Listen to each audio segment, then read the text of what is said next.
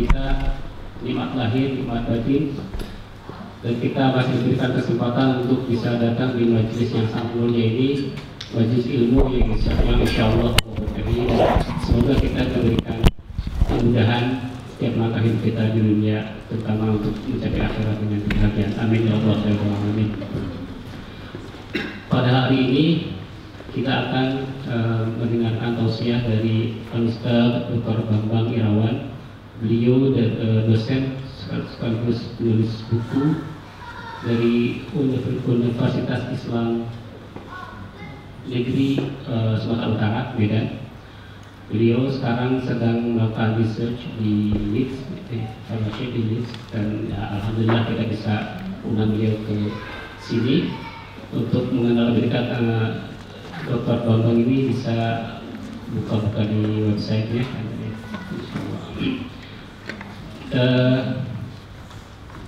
Sebelum kita mulai, nanti akan dibuka di pembacaan ayat suci Al-Quran, kemudian setelah itu ada urian ceramah, tausiah sekitar 1 jam, kemudian nanti kita buka forum diskusi 1 jam lagi. Setelah itu istirahat, refreshment, makan siang, sholat zuhur, kemudian sholat asar. Baik, untuk mempersingkat waktu, kita akan mendengarkan pembacaan ayat suci Al-Quran oleh Ananda Belva, kemudian sari tilawah oleh Ananda Nashwa.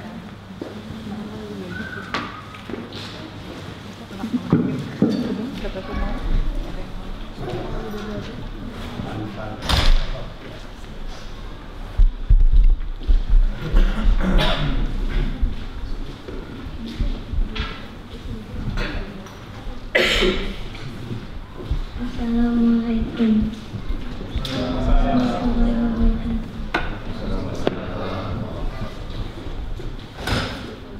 A'udzu billahi minasyaitonir rajim. Bismillahirrahmanirrahim. Yas'alunaka 'anil anfal. Qulil anfal lillahi war rasul. Fattaqullaha wa aslihu dzata bainikum wa atiiullaha wa rasulahu in kuntum mu'minin. Innamal mu'minuna alladzina idza dzukirallahu wajilat qulubuhum wa idza tuliyat alaihim ayatuhu zadatuhum imanan wa ala rabbihim yatawakkalun. Alladzina yuqimunas sholata wa mimma razaqnahum yunfiqun. Ulaika humul mu'minuna haqqan. Lahum darajatun inda rabbihim wa maghfiratun wa rizqun karim. Sadaqallahul azim.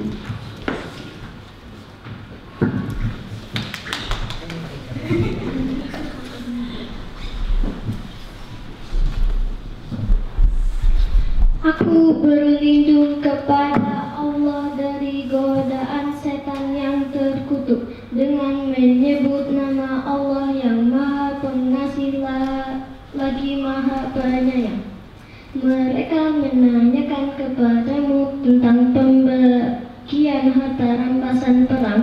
Katakanlah, harta rampasan perang kepunyaan Allah dan Rasul.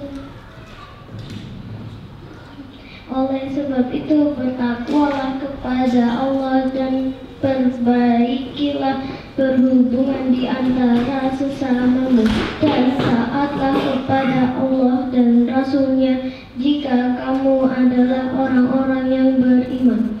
Sesungguhnya orang-orang yang beriman ialah mereka yang bila disebut nama Allah gemetarlah hati mereka, dan apabila dibacakan ayat-ayatnya bertambahlah iman mereka. Karenanya bertawakal, yaitu orang-orang yang mendirikan sholat dan yang menafkahkan sebagai dari rezeki yang kami berikan kepada mereka. Itulah orang-orang yang beriman, dengan sebenar-benarnya mereka akan memperoleh beberapa derajat ketinggian di sisi Tuhannya dan ampunan serta rezeki nikmat yang mulia. Alhamdulillahirrabbilalamin. Mudah-mudahan kita diberikan keberkahan dalam menjadi generasi Qur'ani, dan anak-anak kita juga menjadi generasi Qur'ani dan bisa menjalankan apa-apa yang tersirat dan terkandung dalam Al-Quran. Amin ya Allah ya Rabbal Alamin. Untuk mempersingkat waktu, ya kita masuk ke acara inti, yaitu mendengarkan tausiah dari Dr. Bambang Irawan. Kepadanya dipersilakan.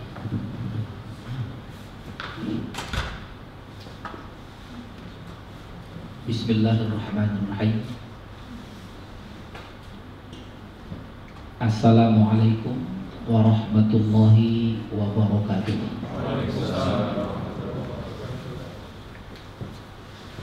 Alhamdulillahilladzi allafa baina qulubina fa asbahna bi ni'mati ikhwana. Assalatu wassalamu ala nabiyyina al-mustafa wa ala alihi wa ashabihi ahli sidqi wal wafa.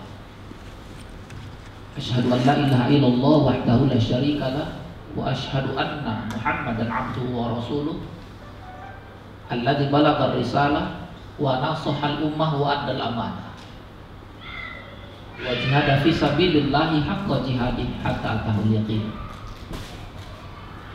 Qala Allah ta'ala fi kitabihil karim, a'udzu billahi minasyaitonir rajim, bismillahirrahmanirrahim. Wa'tasimu bihablillahi jami'a wa la tafarraqu. Wadhkuru ni'matallahi 'alaikum idh kuntum a'da'an fa'alafa baina qulubikum fa asbahtum bi ni'mati ikhwan. Shadaqallahul 'azim.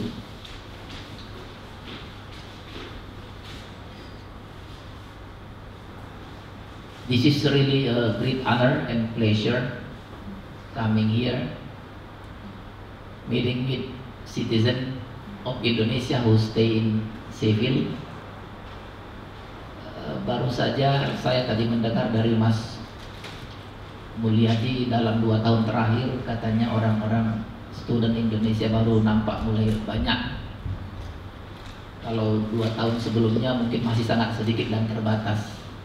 Senang bisa berjumpa dengan para mahasiswa, para expert, mungkin yang lain-lain saya tidak bisa menyebutkan satu persatu. Saya merasa tidak seperti tamu di sini. Saya tidak usahlah dianggap menceramahi orang-orang yang sudah levelnya internasional. Ini kalau diceramahi, walak saya nanti. Pengalamannya sudah luar biasa. Jadi saya senang, terima kasih buat Umi Afrah yang dari London sudah memperkenalkan saya lewat Mas Rivi. Mas Rivi kenal saya lewat Umi Afrah. Umi Afrah ini guru saya. Itulah artinya ada ukhuwah, ada pertemanan, jadi semakin luas jaringannya. Mudah-mudahan nanti dari sini bisa kenal di kota yang lain, saya bisa lakukan riset sambil jalan-jalan. Saya sebenarnya hadir ke UK ini dalam rangka riset selama 3 bulan. Tapi di UK ini dihabiskan 2 bulan, karena yang 1 bulan harus dicari datanya ke USA, di Washington DC dan di Ohio. Jadi sebulan yang lalu kita selama 1 bulan di USA untuk mengumpulkan data, dan untuk 2 bulannya dikumpulkan di UK, khususnya di Leeds University. Mohon doanya agar riset saya tentang argumentasi perlindungan lingkungan dalam perspektif para sufi klasik dan modern, itulah yang coba saya ungkap. Ekologi dan spiritual coba saya combine di situ untuk menjadi sebuah buku. Mudah-mudahan riset saya ini tidak menghadapi kendala yang banyak, ya. Tadi belum, mungkin perlu dikenalkan lagi, ya. Boleh saya memperkenalkan diri lagi, ya. Nama saya, orang heran kalau dengar nama saya. Namanya bukan nama seperti Ustadz kebanyakan. Kalau saya boleh dibilang Ustadz, namanya Bambang Irawan, nama bintang film. Nggak tahu, nggak pernah atau saya nggak pernah nanya kenapa orang tua saya dulu memberi nama saya Bambang Irawan, atau mungkin dia dulu favorit dengan bintang film yang namanya Bambang Irawan tahun 70-an itu. Istrinya Ade Irawan, apa istrinya? Ade Irawan ya kalau tidak salah. Anaknya Ria Irawan, pakai Irawan semua. Ayah saya itu sukunya Jawa, tapi lahirnya di Medan. Ibu saya yang asli Medan. Ibu saya Boru Harahap. Ya. Kalau bicara Medan, jadi saya teringat kata orang Medan, kehidupan sekarang sudah semakin ginting bah katanya. Pandapotan si terus manurung. Pandapotan terus manurung katanya, pendapatan terus menurun. Jumlah anak-anak miskin sudah pangaribuan bah katanya. Jumlahnya sudah ribuan. Apa katanya? Mereka menangis sampai merpaung-paung, ya. Menangis sampai meraung-raung. Tapi apapun kehidupan harus dijalani, jangan sampai kehilangan harap katanya. Jangan sampai kehilangan harapan. Itu cerita orang Medan. Kemarin dari Umi Afrah saya diminta mengisi hikmah atau urgensi silaturahmi. Tapi tadi Mas Rifi sebelum saya di sini ngomongnya nanti bicara ukhuwah Islamiyah. Apapun materinya, saya pikir setelah jumpa dengan rekan-rekan di sini saya jadi lupa ini. Apalagi sejak tadi malam sudah saya persiapkan materi yang bagus saya rasa, tapi karena dingin lupa saya apa yang mau saya sampaikan ini. Saya pikir waduh, kalau di UK ini di bulan-bulan seperti ini program KB kayaknya nggak bisa jalan ini. Karena dingin-dingin begini, kebetulan saya bawa istri, ya. Jadi lupa jadinya materinya ini. Jadi saya pikir tadi udah bilang sama Mas Rifi, mungkin saya ngomongnya 10 atau 20 menit, kemudian kita lanjutkan dialog biar lebih akrab, kan begitu. Jadi saya di sini lagi-lagi bukan merasa tamu atau mau menceramahi, ya.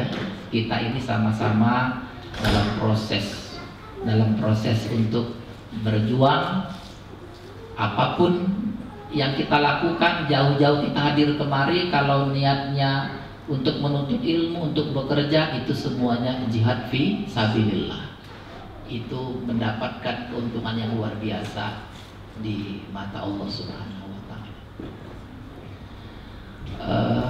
Bapak Ibu, rekan-rekan sekalian yang saya hormati, bicara ukhuwah Islamiyah, saya pikir memang ini hal yang sangat mendesak. Di tengah-tengah masyarakat kita yang sekarang kalau di Jakarta itu kan tetangga sebelah pun nggak ngerti, nggak tahu, nggak kenal gitu. Di tengah dengan percepatan teknologi informasi sekarang, orang sudah merasa cukup dengan telepon-telepon, Facebook, Twitter, macam-macam. Bahkan kita tahu semua setiap selesai hari raya Idul Fitri itu ada acara namanya halal bihalal. Tapi sayangnya halal bihalal itu hanya diartikan untuk membuka aktivitas yang baru. Jadi halal bihalal hanya diartikan sebagai sebuah kumpul-kumpul, salam-salaman, hanya sebatas seremonial. Itulah yang terjadi. Jarang halal bihalal itu digunakan sebuah pertemuan yang produktif. Kita mau buat apa? Apa langkah kita? Saya bangga sekali dengan masyarakat Pakistan yang tinggal di UK ini. Saya bangga kok rata-rata yang jualan sembako ini kok orang Pakistan. Bahkan ada yang bilang justru orang-orang yang naik mobil-mobil mewah itu orang-orang Pakistan di sini. Orang-orang London yang asli katanya sudah mulai ketakutan bahwa mereka akan tergusur karena lompatan perekonomian yang begitu pesat. Subhanallah. Saya kira ini hal yang positif secara umum untuk kemajuan Islam dari sisi percepatan ekonomi, betul tidak? Ini kan ajaran Rasulullah. Rasulullah itu dalam hadisnya bersabda, "Alaikum bitijarah, fa inna fiha tis'ata asari min rizqin." Umat Islam itu harus mampu sanggup berbisnis. Karena 90% sumber keuangan di dunia itu ada pada bisnis. Jadi 90% sumber keuangan ada pada bisnis. Dan kita harus akui, saudara-saudara kita orang Pakistan dari sisi ekonomi kalah jauh. Kita kalah dibanding orang-orang Pakistan, betul tidak? Mereka lebih dahulu mengamalkan apa yang diperintahkan Rasulullah dalam soal bisnis.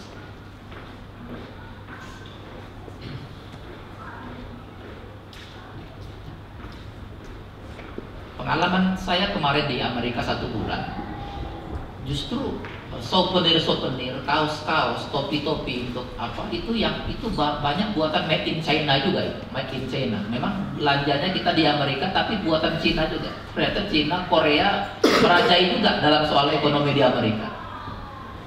Ini Indonesia ini kenapa tidak atau belum mengikuti jejak-jejak perekonomian dari sisi itu sebenarnya? Ini dari sisi betapa sebenarnya kalau kita mau melihat sejarah, dulu dalam sejarah Rasulullah SAW menjamin 10 orang sahabat masuk surga.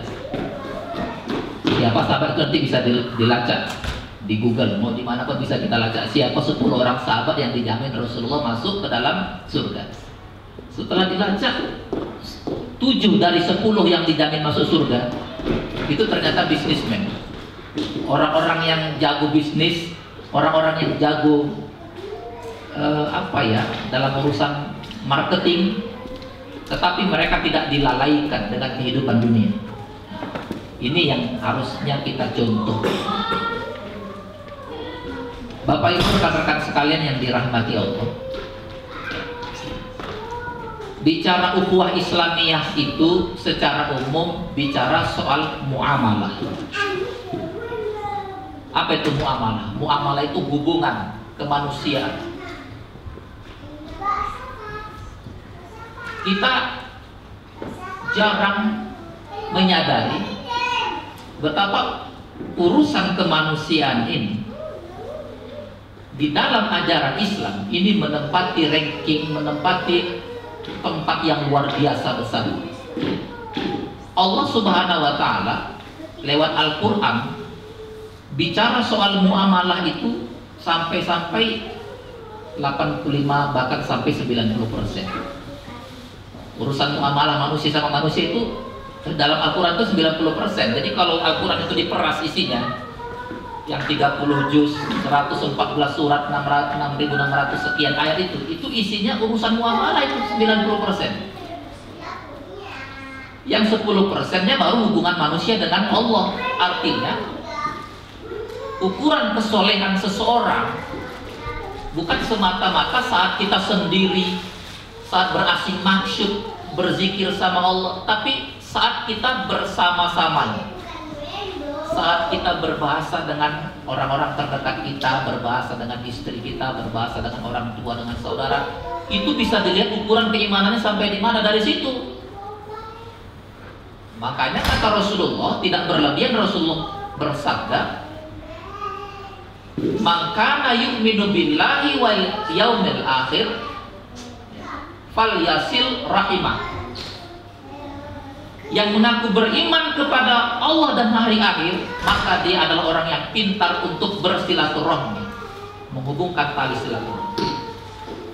Ini kata Rasulullah, bukan kata saya. Artinya jangan ngaku beriman sama Allah, jangan ngaku beriman sama hari akhir kalau nggak pintar bersilaturahmi. Masalahnya kita ini di tengah-tengah kesibukan asik sendiri, sur sendiri. Betul deh. Padahal kalau kita belajar belajar kaidah usul fikih, itu ada namanya mafhum mukhalafah. Mafhum mukhalafah itu pemaknaan terbalik. Jadi kalau tadi hadisnya bunyinya yang mengaku beriman kepada Allah dan hari akhir adalah orang yang melakukan hubungan tali silaturahmi. Kalau dalam makna terbaliknya, yang tidak melakukan hubungan tali silaturahmi berarti dia tidak beriman kepada Allah, berarti dia tidak beriman kepada hari akhir. Itulah pentingnya. Jadi dalam sebuah dialog ada yang bertanya, apa mungkin Quran yang datang dari Allah itu bicara isinya 90% tentang urusan kemanusiaan? Apa buktinya? Dia tanya buktinya.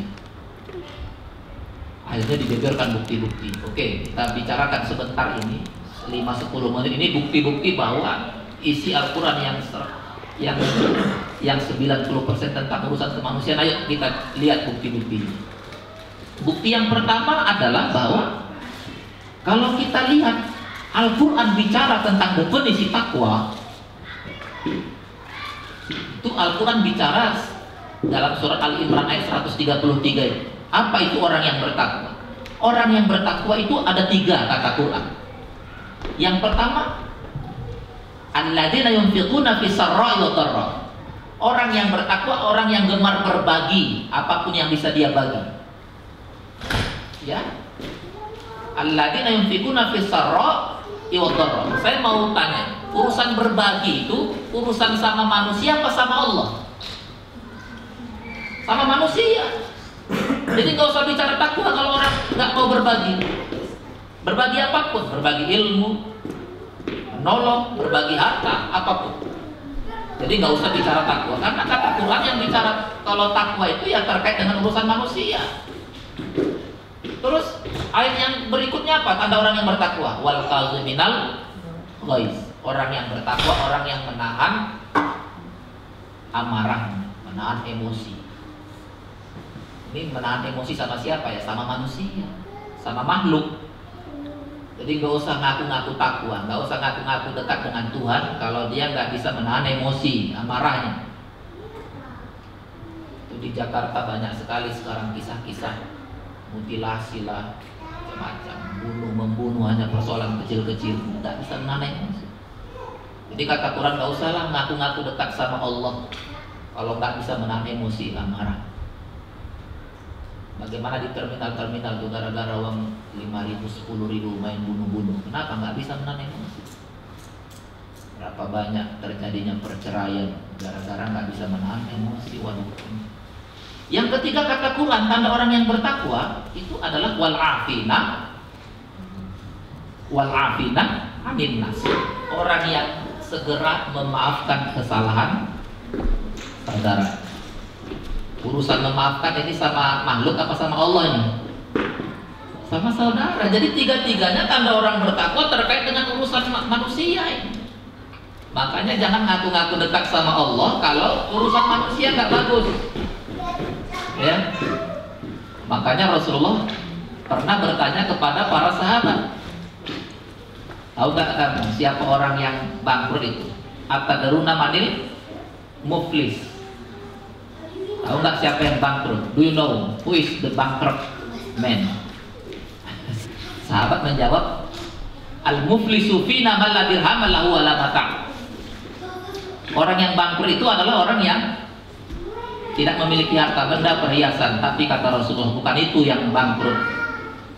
Orang yang bangkrut adalah orang yang kata Rasulullah nanti orang yang datang di hari kiamat hanya mengerti dan mengamalkan urusan-urusan ritual, membawa pahala sholatnya, membawa pahala puasanya, membawa pahala hajinya, Tetapi ini hadisnya panjang sekali dan ini hadis sahih, tapi saya tidak menceritakan panjang, nanti habis waktu menceritakan satu hadis ini pula.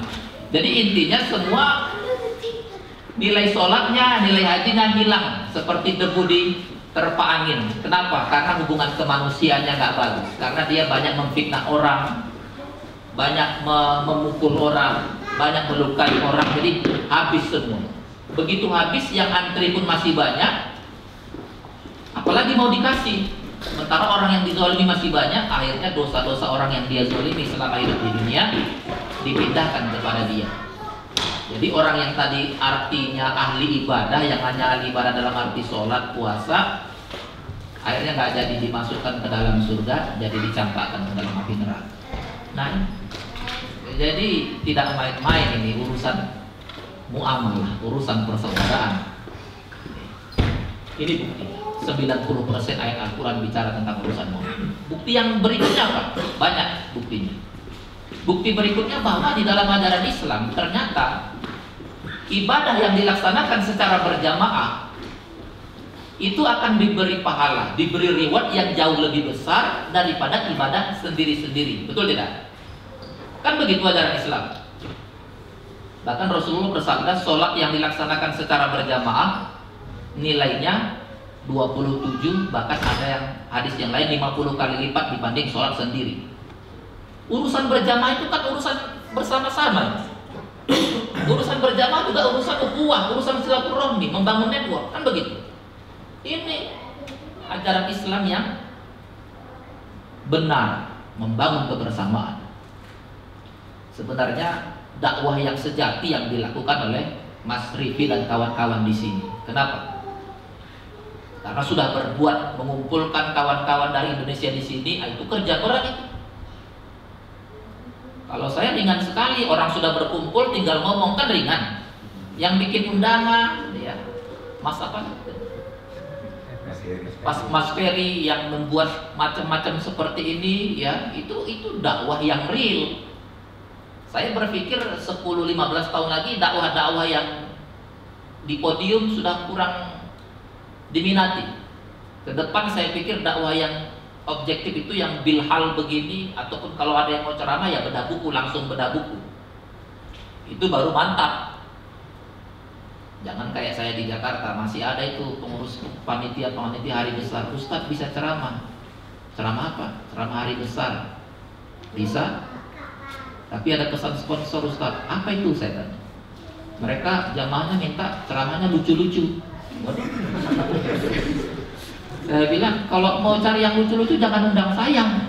Ngapain saya S2, S3, riset sampai ke luar negeri suruh ceramah yang lucu-lucu? Ini jamaah mau maju atau mau apa? Mau cari lucu-lucu? Nah, ini masyarakat kita seperti itu. Jadi kendala terjadinya silaturahmi yang baik, ukhuwah yang baik itu kenapa? Karena masing-masing kelompok itu sudah merasa paling benar itu. Saya sholat di sebuah masjid di Jakarta. Saya alhamdulillah hampir 12 tahun dakwah di Jakarta. Beberapa masjid, beberapa aliran kita namanya diundang, ya kita hadir. Di suatu tempat saya menjadi imam.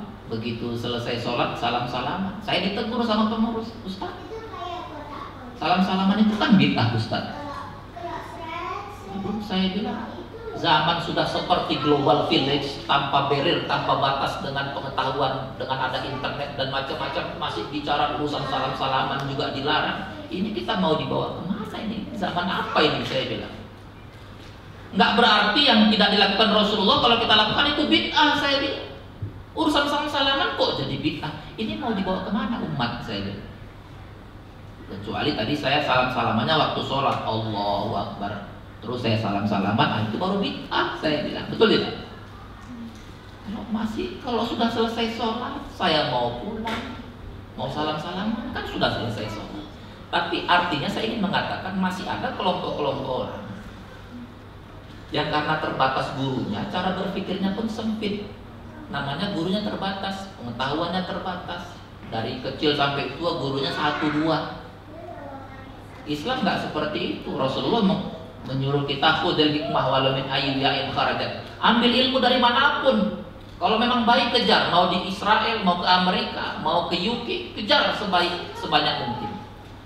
Karena itu Imam Bukhari gurunya sampai 1000. Ini kita guru masih 1 orang, 2 orang sudah merasa paling hebat. Nah ini masalah yang membuat silaturahmi ukhuwah itu nggak bisa jalan.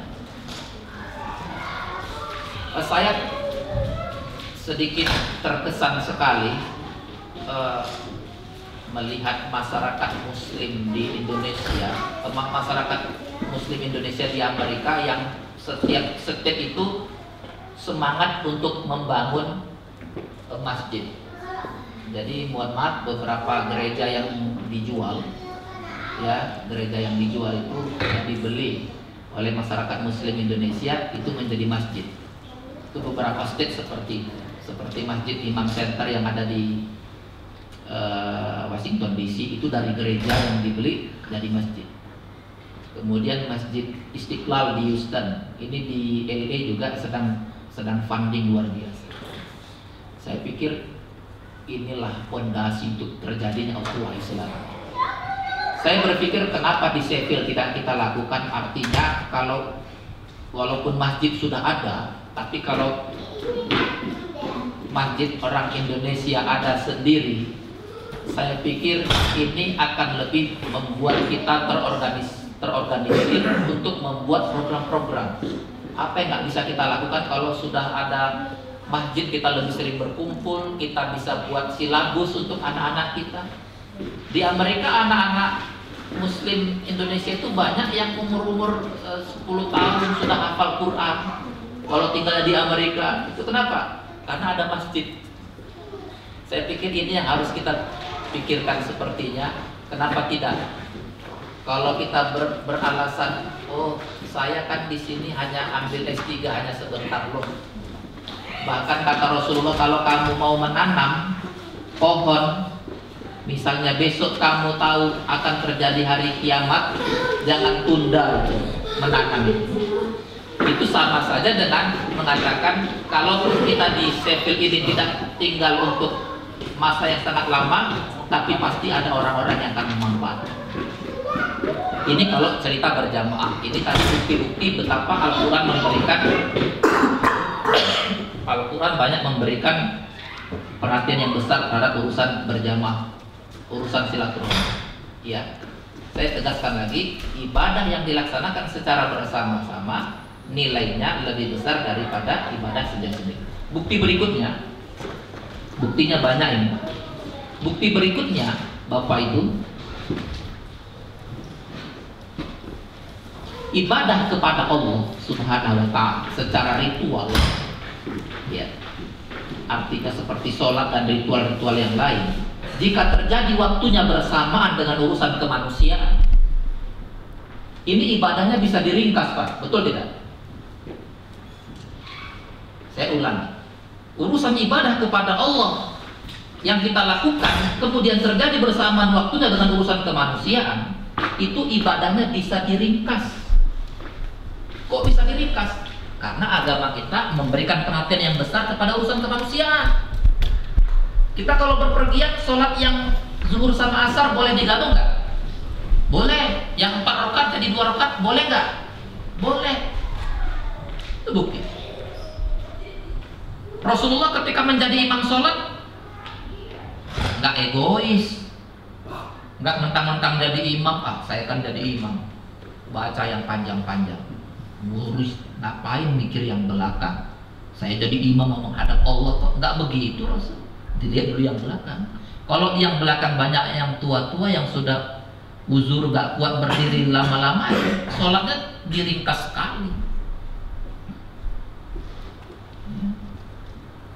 Sholat aja diringkas karena memikirkan kemanusiaan orang-orang yang di belakang. Itu Rasulullah. Siapa yang mau kita contoh kalau bukan Rasulullah? Ada suatu saat Rasulullah juga meringkas sholatnya karena ada anak-anak kecil yang menangis. Diringkas lagi. Selesai sholat Rasul menegaskan, sengaja tadi saya ringkas karena saya mendengar anak yang menangis. Saya khawatir orang tuanya semakin gusar dalam sholat itu. Ini Rasulullah. Ini kita kadang-kadang di rumah Baru baca Quran satu ain, orang ketok-ketok pintu, diam dulu, dia nunggu, saya lagi ngaji. Waduh, egois sekali. Sholat aja bisa diringkas, masa ngaji nggak bisa ditutup dulu? Padahal Al-Quran itu mengajarkan kita boleh meringkas ibadah kita ketika berhubungan dengan urusan kemanusiaan. Ini penting, karena ukhuwah itu bisa terjalin kalau kita punya semangat kemanusiaan ini. Ilmu yang begini, kalau enggak, coba lihat di Indonesia ini. Satu percaya ada tahlilan, satu enggak. Yang enggak mengakui adanya tahlilan karena dipaksa ikut juga. Tapi begitu pulang dapat dibawain, ada itu hari ketiga, bawa apa itu namanya, makanan itu apa namanya, besek ya, bawa besek, tahu-tahu di tengah jalan dibuang itu besek. Ditanya, loh kenapa kok dibuang? Rasulullah itu melarang kita mengkonsumsi makanan dari orang-orang yang baru mendapatkan musibah kematian. Ini contoh orang-orang yang malas baca ya. Rasulullah itu ketika ada kematian diundang, ada makanan dia makan, nggak main buang-buang begitu. Ya. Jadi ini contoh orang-orang yang berguru hanya kepada satu orang guru begini, payah. Apa sih yang dilarang? Apa sih yang dilarang? Kita kalau tahlilan itu kan sebenarnya intinya apa? Menghibur. Ada urusan kemanusiaan di situ. Apalagi dalam tahlilan itu dibaca ayat-ayat Quran, ada tausiah, kan bagus mendengarkan tausiah. Jadi kita kadang terlalu berlebihan paranoidnya, sedikit-sedikit bid'ah, sama kayak orang tadi salam-salaman. Ini yang membuat Islam itu kadang-kadang susah untuk mau diajak maju. Kenapa? Karena sudah terlalu fanatik yang berlebihan kepada guru, jadi malas belajar lagi. Coba kita lihat di Indonesia, ada orang yang mengaku nabi, nanti percaya. Kita pikir siapa sih yang mau percaya? Tahu ada yang banyak pengikutnya, kayak Musaddiq ngaku nabi, betul nggak? Begitu Lia Aminuddin mengaku dapat wahyu dari Jibril, banyak juga pengikutnya. Kemarin Lia Aminuddin nulis surat sama Pak Jokowi. Pak, saya mohon izin mau menurunkan malaikat Jibril pakai pesawat UFO, mau mendarat di Monas katanya. Baik, yang begini-begini banyak juga pengikutnya. Ini level intelektual Muslim Indonesia ini gimana ini, yang begini-begini kok banyak yang percaya gitu. Ini masalah kita nggak bisa membangun silaturahmi secara real, secara nyata kalau kita terlalu fanatis kepada guru, sementara Islam mengajarkan berguru kepada banyak guru. Nggak ada tuh muslim-muslim, pemikir-pemikir muslim yang modern pun mengajarkan cara berpikir yang luas. Bagaimana Imam Abduh pernah berjalan-jalan ke Eropa, berjalan-jalan ke Amerika, apa katanya? Safartu ila biladi rubba, ra'aitul Islam wala majid muslimin, wa safartu ila biladil Arab ra'aitul muslim wala majid Islam. Apa kata Muhammad Abduh, ulama besar? Ketika aku berjalan-jalan ke negeri-negeri Eropa, ke negeri-negeri Amerika, aku kok melihat ada Islam di sana, tapi muslimnya nggak ada, kalaupun ada sedikit, tapi Islam ada di sana.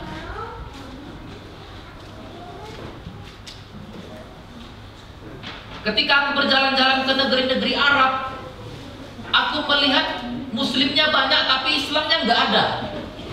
Waduh, ini tamparan beratnya nih buat umat Islam ini. Ternyata ajaran-ajaran Islam itu justru diamalkan oleh orang-orang non-muslim, begitulah. Bukan saya yang bilang, nih Muhammad Abduh yang bilang.